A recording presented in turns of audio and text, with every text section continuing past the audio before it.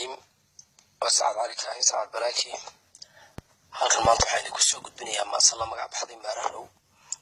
oo kamid ah silsiladii miimleyda ahayd ee uu furay Abwaal Xasan Daahir Weersame ana waxaan ku talagalayaa maasal kooban ku darsado aad kooban macnaheedu waa xaqiina bulshada idinka tiya macnihiina maasada Maararow waxay ku bilaabmaysaa sidatan inta tala mulaaxdeed mala lagaga sugan yahay inta mala awaal iyo raja meela aatahay inta maata jaliyaha maarshaal ku tolan yahay inta uu mugdiga iyo musuqduubka xidhan yahay inta uu nin maal lihi macaluul ildaran yahay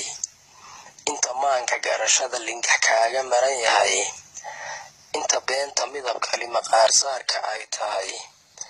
inta maqasha ubadkiyo maxastaadu dagan tahay adna aad mirqaan iyo maqsuud iyo fayaan tahay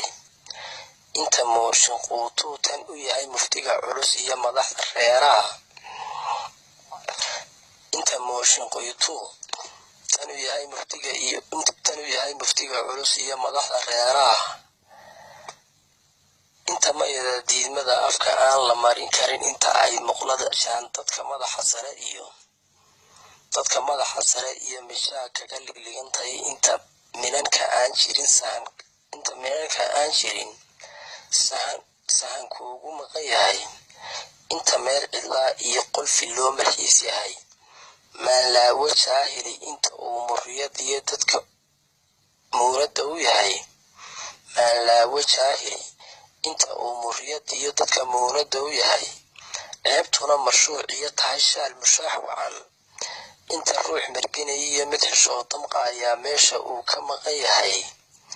inta laba mid gooruhu shakulul macaasiga kala maraya dacallada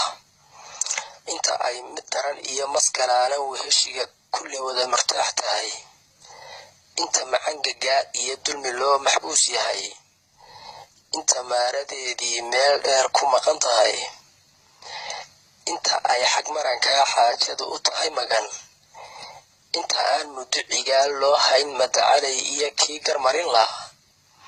way mariidin beesho danta Maararow iyo been looma meesho runta lagama meere ma horaa tiri miidaama dhaqliye mid baxaaya dhigihii malaguma dhawaaqee milafsiga nin mama iyo doqon milantay labada dhexdood xalisimirataye iyada magooliyo macruuf weeye arabtuye dooda miimka sii wada wabillahi tawfiiq